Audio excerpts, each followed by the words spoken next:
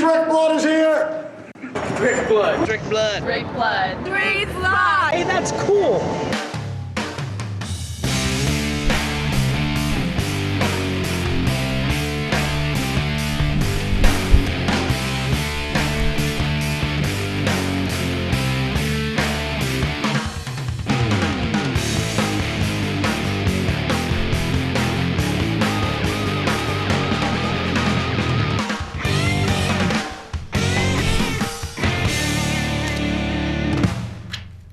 Welcome to Unfiltered.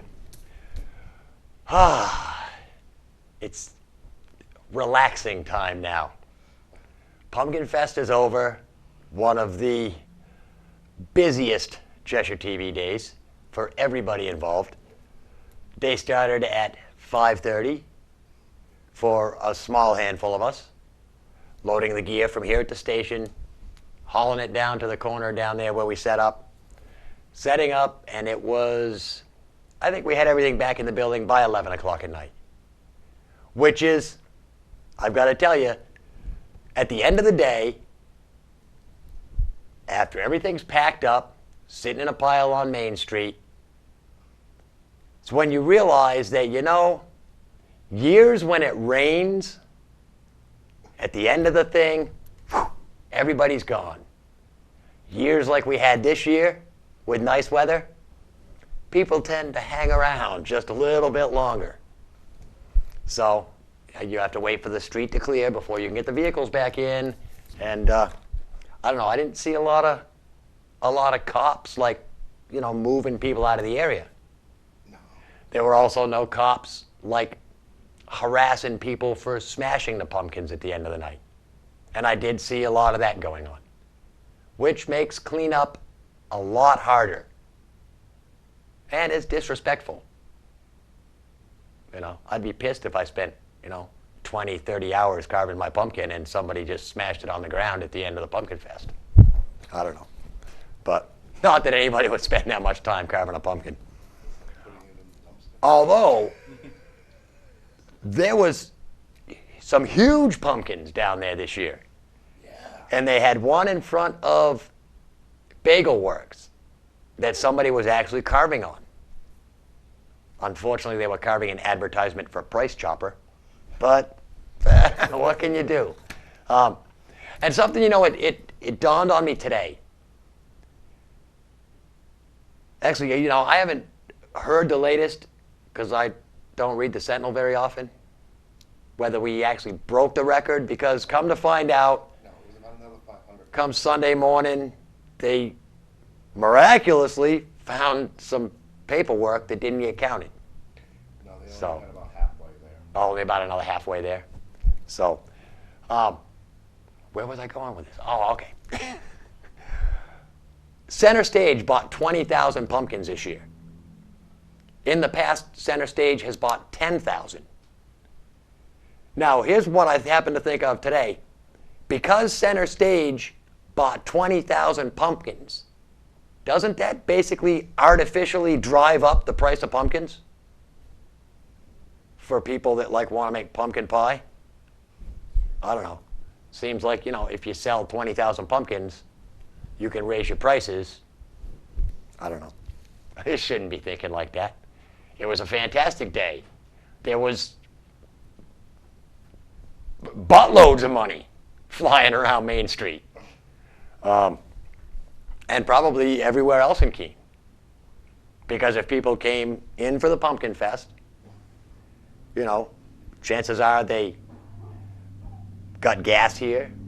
They maybe bought sodas away from the footprint of the Pumpkin Fest at convenience stores. They may have hit a nice restaurant for dinner. But it brought in the business. And people say, I talked to I was out shooting a thing at Antioch last night. Happened to run into Fred Parcells. And was, talking to him about the Pumpkin Fest and, the questionable future of the Pumpkin Fest. And just like anything, maybe the Pumpkin Fest has run its course. Gotten to as far as we can get with it. I don't know.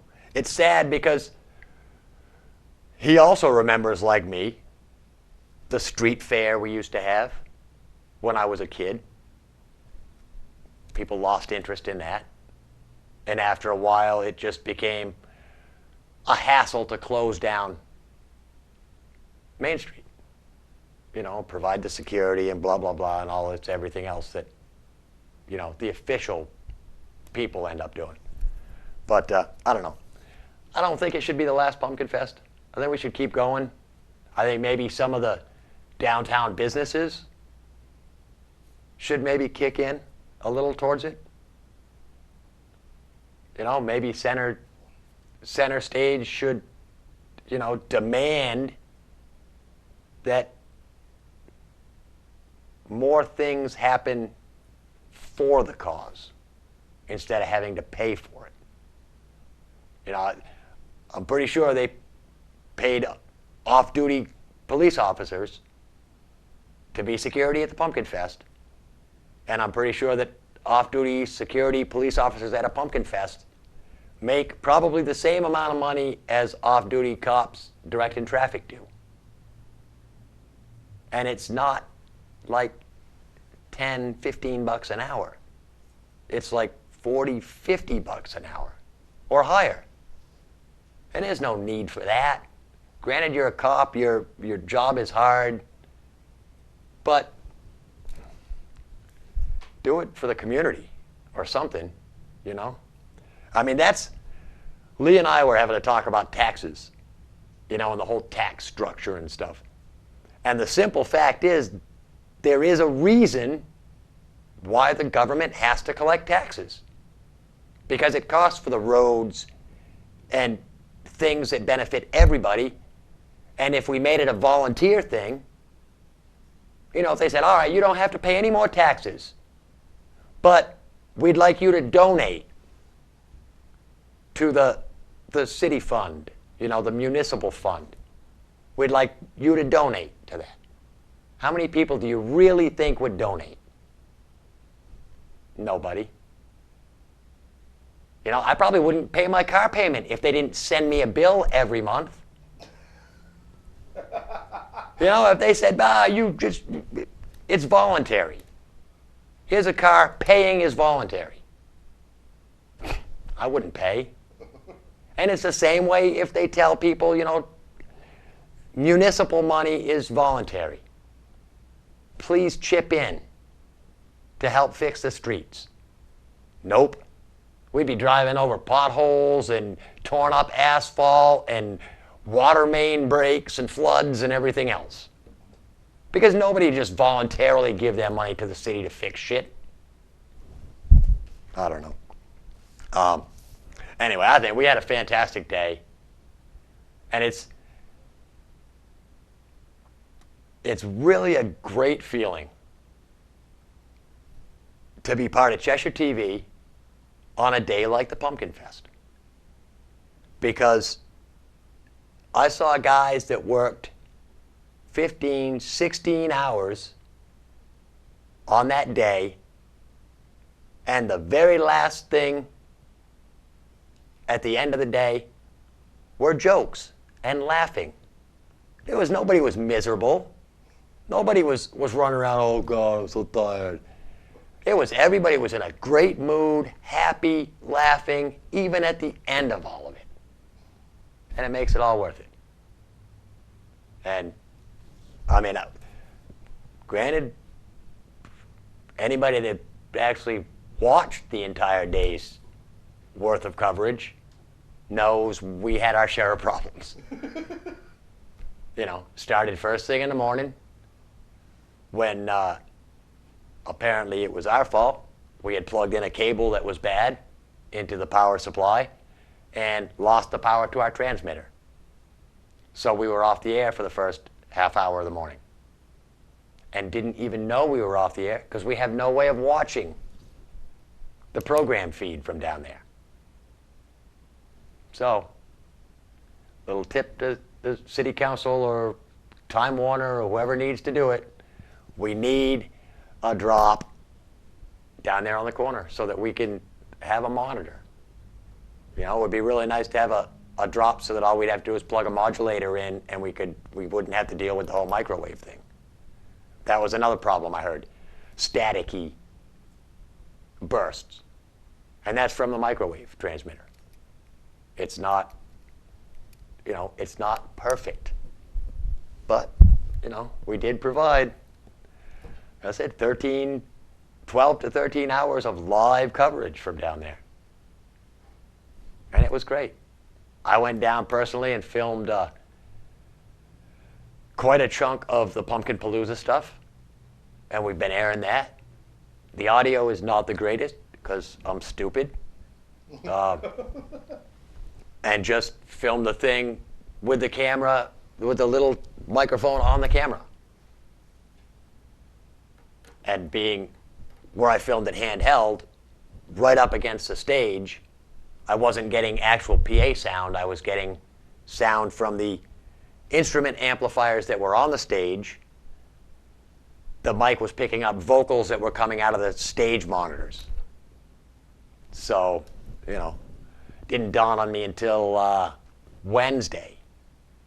Maybe I should have talked to the guy that was running the soundboard and took a line of sound out off of his board, ran that into the camera, and we live and learn. Hopefully next year, maybe we'll be able to do a regular, full shoot from down there as well as Pumpkin Fest. Because I got to tell you, the bands were fantastic. Draw the Line was incredible. I thought the singer's voice was lacking just a little. But, what he lacked in his voice, he made up for in his looks. Because he actually looked like Steven Tyler. I thought the guitarist had quite a resemblance to Joe Perry. And the singer must have studied and studied because he had every movement, every little nuance of Steven Tyler down pat, even right to like the stand. And it was great. And I guess Pumpkin Palooza went over very well again this year. So we've got other things coming up too. Next weekend, Halloween this weekend, next weekend, Halloween weekend. Huge weekend for bands for some reason. The Roots of Creation will be at the Colonial. And I've never seen these guys, but from what I understand, they're a reggae fusion and something called Dubtronica band. So probably weird, but good. They're going to be filming that. They've got their own video crew coming in. And they're actually going to film this year's show in high def. Also, on the 31st, right in Heberton Hall, there are 4 bands playing. One called As This, one called Fuse, one called Flawed, and one called Last Chance. And I believe they're all heavy speed thrash metal kind of rock bands. But we'll see. And we're putting together a crew here from Cheshire TV of volunteers to go down and film that. So, and we've got a good crew so far. Going to have Jim on one of the cameras. Greg's going to be on a camera. I believe Ernie's going to be directing. I'll be doing some handheld work. And the exalted one, Lee Perkins, is showing up to be a lowly camera operator. He's going to run the jib. And he did at the Pumpkin Fest. And he said, while I was standing there running the jib, that was my nicest part of the day. Because all he had to do was worry about his shot. So, but no, he did a fantastic job. And Monday after the show, Lee and I and Ernie sat down and had a little play-by-play like debriefing as to what went right, what went wrong, what we can improve next year. Came up with some good ideas, and yeah, we're ready for it. We won't be on next week either. And actually, I might as well say this right now. We're going to take the entire month of November off. Give my crew a rest. Well, of course, everybody except Bruce. because Bruce has to work 12 hours a day through the month of November. So, and I've been slowly falling behind here at work, so I could use a couple of Thursday nights where I don't have to take this hour off in the middle of a Thursday night to come in and do the show. And we'll be showing some repeats. I'll try and pick out some of the, of course, the standard repeats we'll show. I'll air both episodes of the Las Vegas trip. Because, hey, that was good. And then, I don't know, maybe some other stuff. The week of November 5th, I'll be airing a Pumpkin Fest special. I was going to run the same episode that Tracy's running this week on Choices, which was our morning show that Tracy and I did. And I've got to tell you, I've had a lot of people come up to me and say, you and Tracy should do a show together. I'm like, well, we did. Oh, no, all the time. Apparently we've got chemistry or something. I don't know. But everybody seemed to like Tracy and I together at the Pumpkin Fest. And it is fun. But I figured I'll take some of that show, some of the later show where Lee joined me. I'll throw in the clip of my interview with Miss Hedda Lettuce, the drag queen, which was a last-minute thing. Apparently, I was the only talent close enough to the tent when she came by, and Lee said, Rick, interview her. Him, whatever. But it was fun. It was fun. And I'm real sad that I missed the show, because Susan said it was a fantastic show. And this Hedda Lettuce is funny, apparently one of the top drag queens in the region, through the East Coast or whatever, but performs all over the place. And one thing that didn't get mentioned during our little interview was the fact that while we were doing the interview and we had our Cheshire TV cameras filming, there were also 2 camera people that the audience at home did not see. There were 2 camera people shooting for a Hedda Lettuce reality show to be aired on Bravo. So, who knows? Maybe my pretty face will be on Bravo.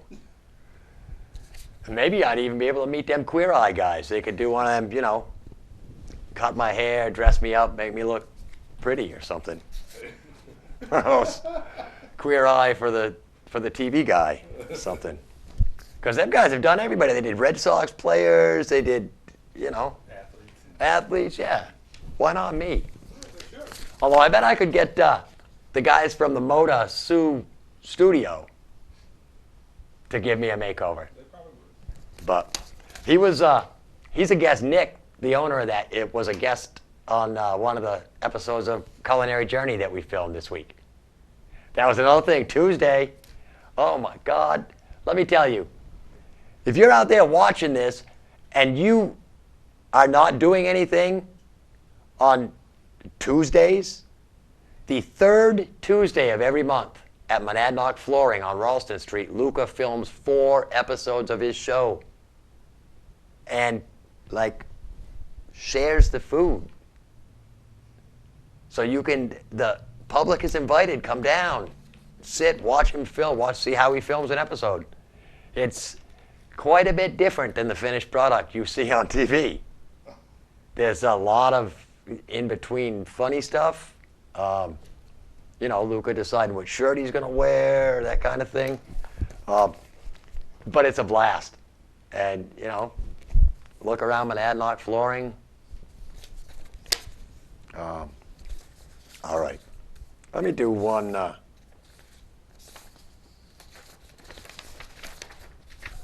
quick one before we get into crew call.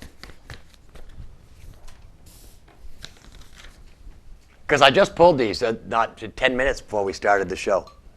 And the headline says, man sues hospital for accidentally or unnecessarily almost killing him. Apparently, a hospital misdiagnosed him with rectal cancer and then unnecessarily gave him an artificial rectum. That's right. He's a Japanese guy. He underwent surgery in March to remove his tumor, but was later told no cancer cells were found. And his name's being withheld for privacy reasons. Probably because, I mean, it would be a good act to have, a real and artificial rectum. He's suing the hospital for $416,171, which seems a little bit small to me. I would think, artificial rectum would be, up in the $1 million figures anyway. But a hospital official said, "We will take appropriate action after examining the case." Apparently, whoever's doing the examining isn't doing a very good job. All right. We do have people that do a good job, though. On camera 1 is Jim. And on camera 3, who should be setting up pretty soon for the booth shot, is Greg. See, now I have to pause while Greg gets set up for the booth. But I'm looking in the booth, and I know who's in there. You know who's in there. Yeah? It's Bruce and Andrea. Is in it. Not yet? They're not in there yet. Well, they're in there, but they're not in Greg's camera yet. You just can't see us yet. Okay. There Yes. we are. It's quite a bit darker in there than it is out here. Just a little bit. Just a little bit. So It gives Greg's fits trying to set up that shot. I believe it. The new cameras aren't as easy to work with as the GL2s were. So No, I don't think they're as good in low light. no. But speaking of low light, days are getting shorter. Yeah. Here lately, they've been beautiful. Been loving it. Coming home from work, spending some time outside with the little tree rats. Yes. They're getting fatter and fatter each day. Unfortunately, you lost one, I hear. Yeah. One of them wasn't quick enough this past week, and he ended up being a squirrel pancake. I didn't see the stain on the road or anything, No, but I looked. I moved him pretty quick. I didn't let him linger out there in the road. You should have done a chalk outline. At the very I didn't least. think about that. But I might have gotten hit while I was out there doing it. So, right, call in the CSI, get a little chalk outline done. That would have been great. We did have a good race this week over at Charlotte Motor Speedway. It was the last race that's going to be sponsored by Lowe's, so we're no longer going to call it Lowe's Motor Speedway, but Jimmy Johnson came home with the win. First one in 3 September races, or October races, fall races. He's not won the last 3 times there. Finally broke his slump and came out with the win.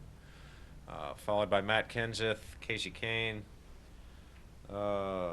Jeff Gordon, Joey Logano placed 5th. Clint Boyer, Casey Mears, Kyle Busch, Martin Truex Jr. with a good top 10, finishing 9th, and Kurt Busch. But that was a top 10. Didn't do much for the points. I'll give you a quick rundown of the top 12. Jimmy Johnson, Mark Martin, Jeff Gordon came up 2 to 3rd place. Tony Stewart hangs in 4th. Kurt Busch in 5th. Juan Montoya dropped 3 to 6th. Greg Biffle in 7th. Ryan Newman, Casey Kane, Carl Edwards, Denny Hamlin, and Brian Vickers still in the bringing up the tail end. Not a whole lot of news this past week. About the only thing that was announced was that Richard Childress Racing, they're going to be swapping crew chiefs for the number 31 Jeff Burton car with the 07 car of Casey Mears. Crew chiefs are going to be swapping teams, trying to put a different perspective on how things are going on each team. And this coming week, we're going to be going to Martinsville. So it's a little short half-mile paperclip. Usually a lot of bumping and banging, good times to be had by all. And yeah, it's been pretty good for passing. They've been running both inside and outside lanes there, so it's been really good racing last couple of times I've watched that race. Excellent. and we got five left in the chase. They're halfway home, so the other guys Beautiful. better get moving if they want to get up there and do anything. But other than that, back to you, buddy. Hey, well, before you come back into the studio, it looks a little different in there. We have a new switcher. Nice, Much huh? nicer, much easier to use. It's awesome. So It does studios- downstream keying, yes, which is a key fact because it allows us to run graphics and be able to change camera shots while the graphics are up. right. We Which used is- to not be able to do that. Yeah, and it's a lot less confusing than the old board. It's beautiful. Thanks to our executive director, the man is always on the hunt for fantastic deals, and he got a great deal on this switcher, and you know, we got it the day before Pumpkin Fest. Hopefully, our thought was maybe we could use it for Pumpkin Fest.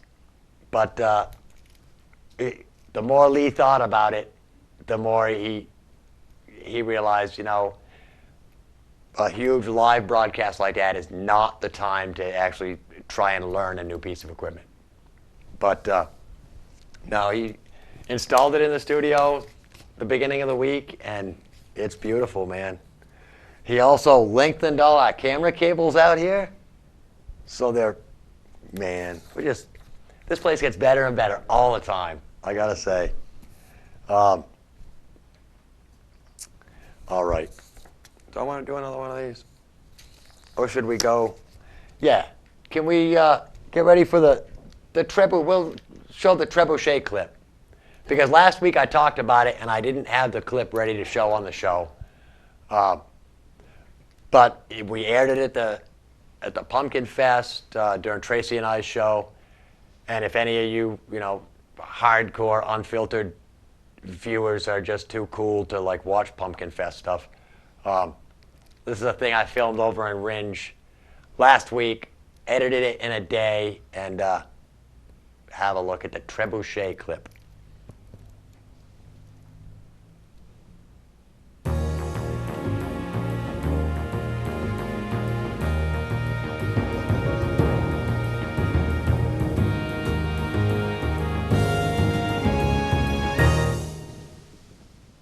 About 2 years ago, a friend of mine and I flew up to northern Michigan, and I was introduced to a cousin of his named Roger, who owns a farm up there.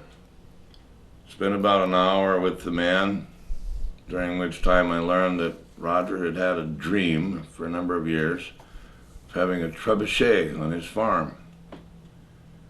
Roger had had some health problems. And I got to thinking, gee, you know, with that and typical farm life, I just can't see where he's going to get the time to go and build one of these machines. So I returned home from my trip and I got thinking about it, and I decided, you know what? I might not be able to make all my dreams come true, but I could certainly make that man's dream come true, and I decided to take it upon myself to do so. Like I said, that was about 2 years ago, and my first year into the project was largely doing a lot of research, looking at pictures of other trebuchets online, remembering the best parts of the ones I saw, and looking at areas to avoid. I learned from other people's mistakes. And then 1 year ago, I cut my first timbers, and then this past spring, I began the assembly. I'm happy to say the trebuchet is complete. It's been fired. It works great. It's a lot of fun. The machine's going to be stored over the winter, and then when the northern Michigan snow melts, we're going to trailer it up there and deliver it. Roger currently has no idea that this is being done for him. His family is doing well at keeping it all a secret, and I'm not telling him. And I put it in there. Make sure that's. a number of centered in people the have asked pouch. me, John, why are you doing this for somebody you don't know or only met once? And Why am I doing it? Well, merely learning of another man's dream was not enough.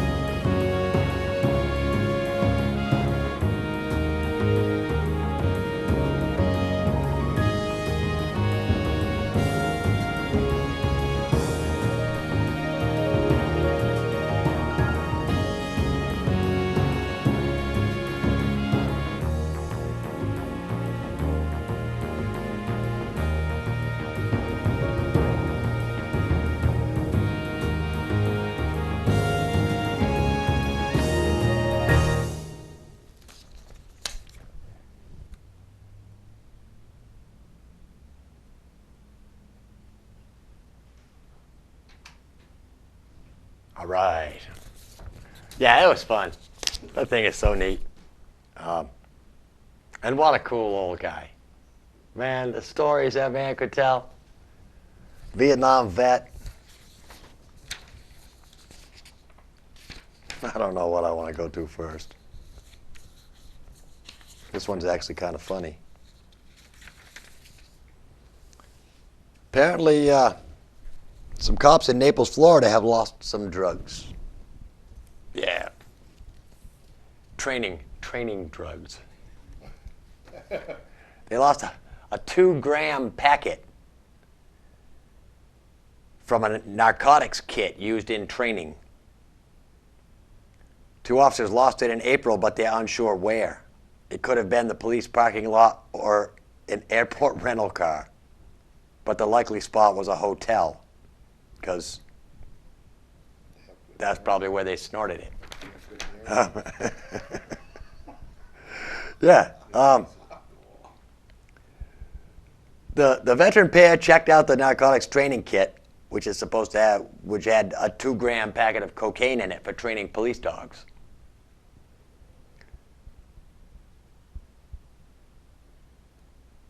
The veteran pair checked out the kit to train their police dogs, but the one who usually handles the drugs was called to a scene. By the time she returned, the dogs were energetic and destroying the room.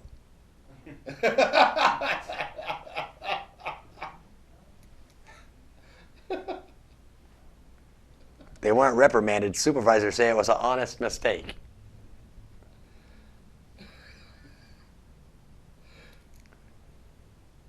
The officers said they were focusing more on straightening up the hotel room than collecting the drugs.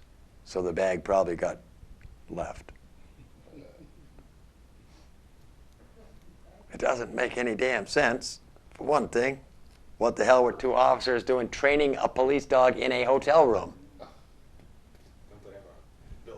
They should have, there should be like a separate area in the police headquarters shop place for training dogs. But apparently, they use hotels in Florida. And apparently the dogs suck at finding drugs because they didn't find the bag. Or they found it, which was maybe why they were so energetic. And destroying the room. Or else the dogs just search like real police officers do. They just tear shit apart. More drug stuff. About 9 p.m. Tuesday, state police stopped a Honda Accord who was zipping north through a construction zone on the Tappan Zee Bridge. They found that the driver, 39-year-old man, had a suspended license. They found that the passenger, a 45-year-old man, both of these guys from Albany, had a black grocery bag holding 300 small envelopes of heroin, a small bag of marijuana, and several small bags of cocaine. Possibly one from Naples, Florida. More cocaine bags and drug paraphernalia were found later in the car. Drugs were estimated to have a street value of $7,000.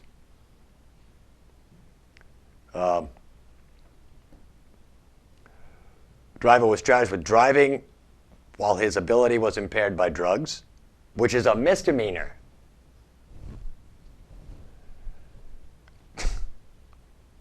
They got a lot of bail though, but just another case. People don't follow my tips. If you're gonna carry 300 bags of heroin, don't go speeding through construction zones. It's not right. Don't go speeding through any zones. Yeah, this is a good one. I should actually say who sends these things. But I wouldn't want to get anybody in trouble. But let's just say it came to me through somebody that's got a job. This is called The New Salesman. A young guy from Minnesota moves to Florida and goes to a big everything under one roof department store to look for a job. The manager says, "You got any sales experience?" And the kid says, "Yeah, I used to be a salesman back in Minnesota." A. Is that how they talk Minnesota? Yeah. No, that's North Dakota, Fargo. Yeah. Okay, right. Well, the boss liked the kid and gave him the job. He said, "You can start tomorrow and I'll stop by at the end of the day and see how you did." First day on the job was tough, as it always is, but the kid got through it. And the boss came in after work and said, "How many customers bought something from you today?" The kid said, "One." The boss said, "Just one? Our average sales guy averaged like 20 our average salespeople have about 20 to 30 customers a day. And you had just one. How much was the sale for?" The kid says $101,237.65. The boss says, "Really? What the heck did you sell?" The kid says, "Well, first I sold him a small fish hook. Then I sold him a medium fish hook. Then I sold him a larger fish hook. Then I sold him a new fishing rod. And I asked him where he was going fishing. He said he was going to the coast. So I told him he should buy a boat. So we went down to the outdoor sports place, and I sold him a big boat. He told me then that he didn't think his little Honda Civic would pull the boat. So I took him over to the automotive section, and I sold him that nice big 4x4 Expedition we had over there."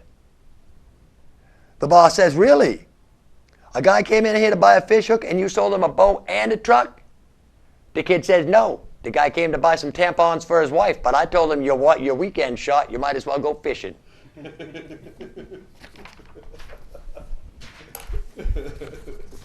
Yep. I'd heard that one before. That's an old one. But, it's going to come in handy on November 12th when I do my stand-up comedy routine at Yankee Lanes. Because I love them old jokes, man. They don't get any better. Trying to think of what's been going on in Keene. If anything's been going on in Keene, but really nothing's been going on in Keene. We're like well over the pot smokers in the square. Although it is nice now that whenever I see Fred Parcells, I can go, "Hey, you're the guy that started all them pot smoking guys in the common. It's all your fault, Fred. You had to bring it up, didn't you?" But hey, one little idea like that, and them Free State guys ran with it. You bring up any other thing, and they're not that ambitious. It's weird.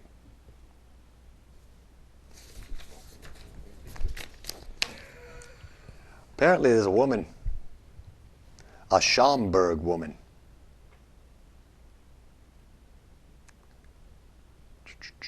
Doesn't say what state.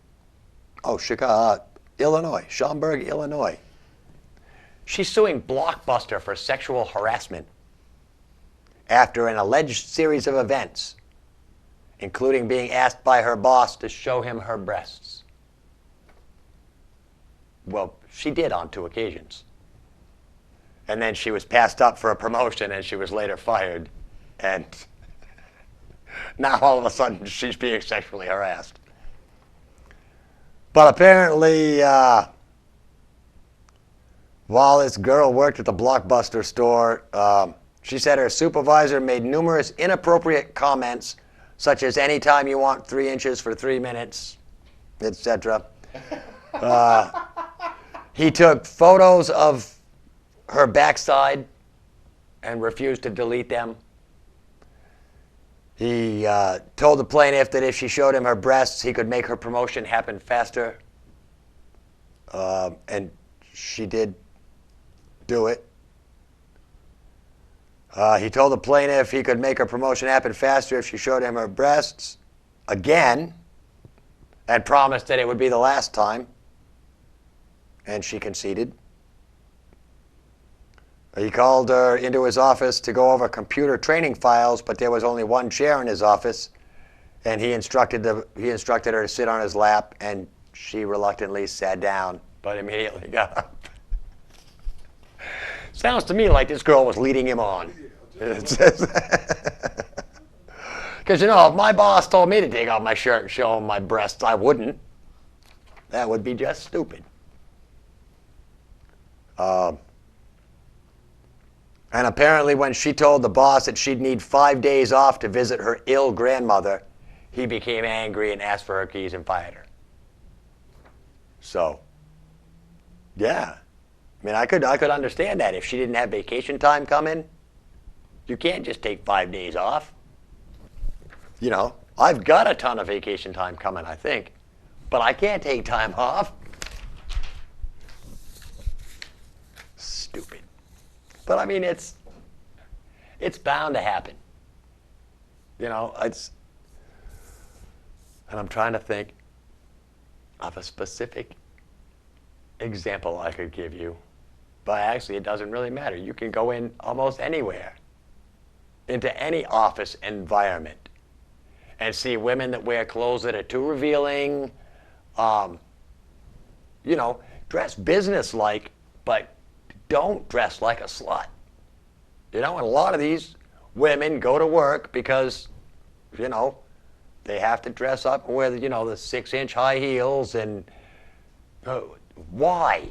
You're going to work, and you're not a hooker. You work in an office building. You don't have to impress anybody. If guys at work take an interest in you, they're not doing their jobs. They're looking at you. So, I don't know. Maybe that's with a whole pantsuit. You know, with the thing that comes up to your neck, and the blazer, and the pants, and the boots. You know, look businesslike. That's all I'm saying, and you won't be. I mean, if you don't wear suggestive clothes, you know, I've never once seen anybody look at a woman wearing a burqa and go, wow, she's hot. Right? You know? Cover up, for God's sakes. You know? That's, if I go to the beach and I wear a Speedo, that's because I want people to see the junk. You know? I don't just, it's not that I like the beach. It's hot, I sweat, you know, there's too many people, and sand gets everywhere. But, you know, when you put your clothes on in the morning or in the afternoon or whenever you put your clothes on, stop for a second and think. What image am I putting out there for everybody to see? A lot of girls go, oh, well, I dress real sexy for my boyfriend. Well, that would be all right if everybody else was blind. But we're not. You dress sexy for your boyfriend, I'm going to look at you. Plain and simple. You wear a short skirt with no underwear, I'll find a way to look. Believe me. That's all I'm saying, you know, and it goes both ways. You know, I used to be one of these guys, I would never, ever wear a shirt. you know, but now I'm getting old, you know? I got like hair on my chest and shit, you know, and it's a pain in the ass to shave it all off so I can look, you know, and I'm not getting waxed. No, thank you. Although, if we ever need an idea for a show, that might be the one to do. Rick can go in and get all waxed and... I mean, I don't have as much hair on my chest as the guy from 40-Year-Old Virgin, but still, any amount of hair. But it's just not right. Don't scream sexual harassment if you go out of the house looking, you know, trampy. That's all I'm saying. You know, if you're wearing baggy sweatpants and a burlap bag as a shirt, and somebody, you know, makes rude comments to you, then, you know, you can think it's something special. But, you know, if you're out there flaunting it, that's, you know, people buy what's advertised, you know? I've never gone into the store and go, oh, give me one of those. I've never seen that before. Well, sometimes I do, I guess. Minnesota. Where does this come from? Apparently, it doesn't say where it came from. For some reason, there's a phone number, though. It's good. Oh, what am I? Oh, okay. Oh, yeah, we're cramming through the time, aren't we? All right, yeah, we might as well.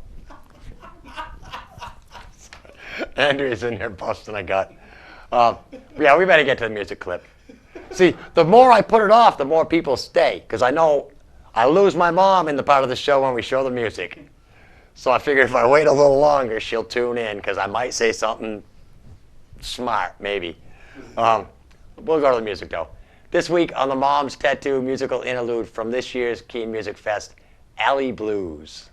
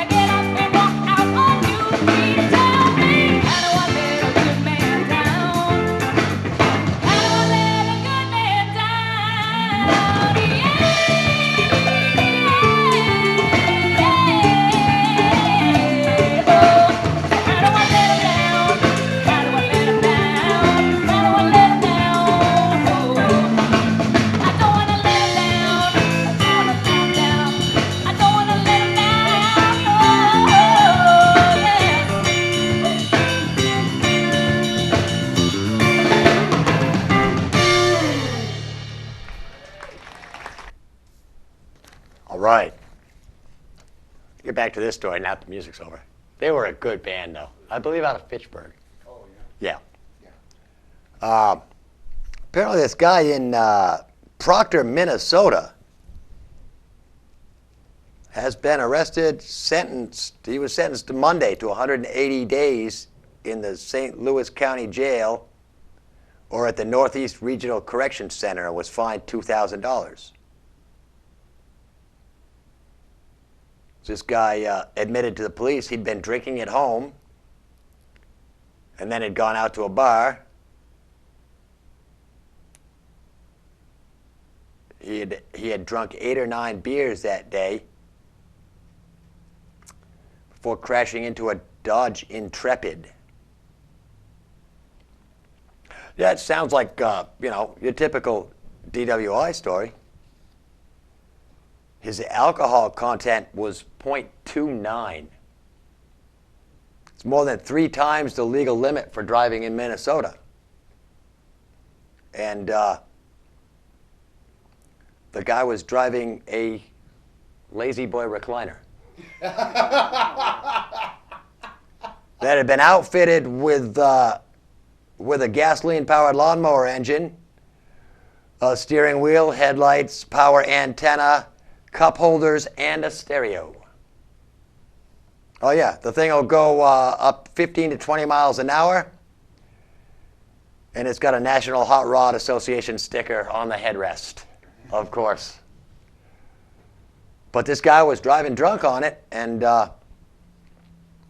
crashed into the Dodge Intrepid.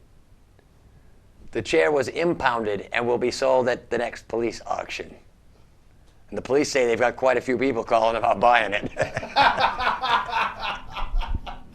All it needs is a TV. Yeah. And a PlayStation. Yup, he was extremely drunk. Deputy Police Chief said the chair is quite decked out. Yeah, that's kind of fun. The guy that was arrested was treated at the scene for minor injuries and given a field sobriety test, even though he pleaded several times with the officer to give him a break. The officer said he failed everything.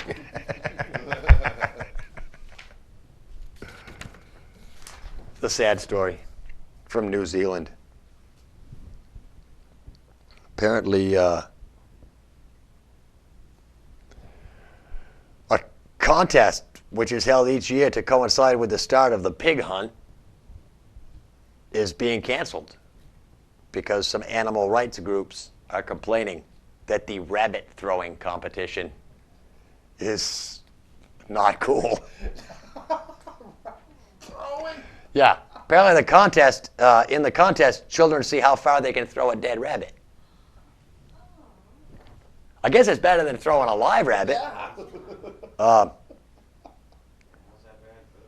But the RSPCA, which is probably some kind of animal groups, said the rabbit throw sent a message to children that dead animals were fun and could legitimately be used as a form of entertainment. Dead animals are fun, kids. That's right. The animal cruelty inspector said the rabbit throw was also cruel. Do you throw your dead grandmother around for a joke at her funeral? Well, I don't know, but now that, it could be fun. Because why are funerals always the same? I mean, it's a little dull. It's, they lay the guy down in a coffin. Everybody comes in and cries. Yeah, put the guy on a spring in the closet or something so he pops out in the middle, with a soundtrack or something. Well, I don't know. They could, I go to more funerals if they did that. I would go to more funerals if they were fun, yeah. Yeah. Apparently, the pig hunt sounds like it's worse than a rabbit throw. But see, rabbits are considered pests in New Zealand because the country has more than 30 million wild rabbits. Yeah. That's a lot of Hassenpfeffer. Yeah. Litter and can get pregnant as soon as they have the litter. Oh, yeah.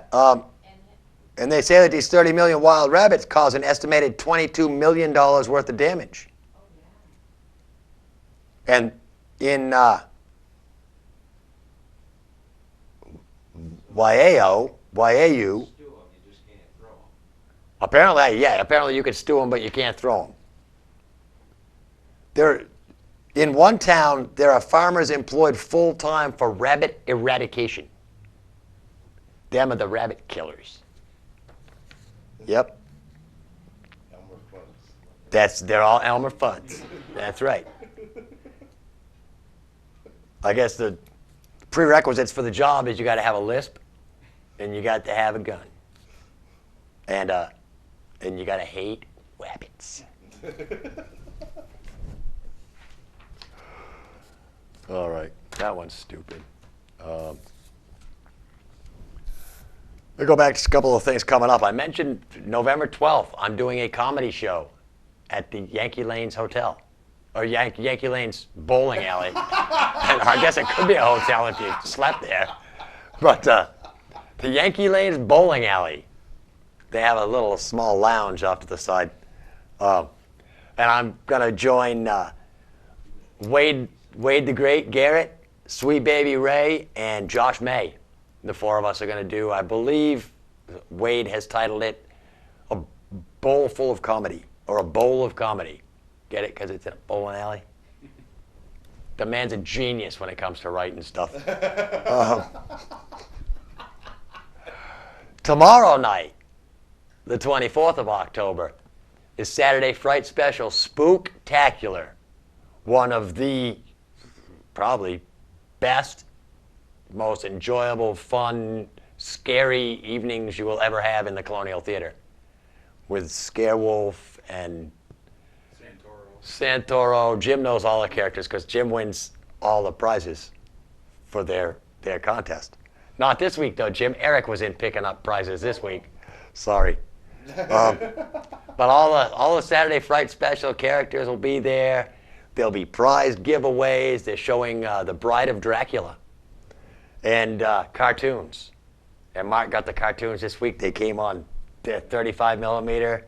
Old reels. Yeah, nice. Couple Tom and Jerry's I think I saw he had. And I think a droopy dog. I told him he should play all three of them. But anyway, it should be a fun night. I think tickets are like $10 or something. It's fairly inexpensive. And chances are you'll walk out with something. 30 seconds, I want to thank my sponsor, Mom's Tattoo. Thank my crew. Up next on No Spin, Chris is out chasing his daughter again. So Dan Eaton will join Randy. And together they will welcome city manager John McLean. So it should be a rousing time on No Spin this week. Other than that, until the 1st of December, peace.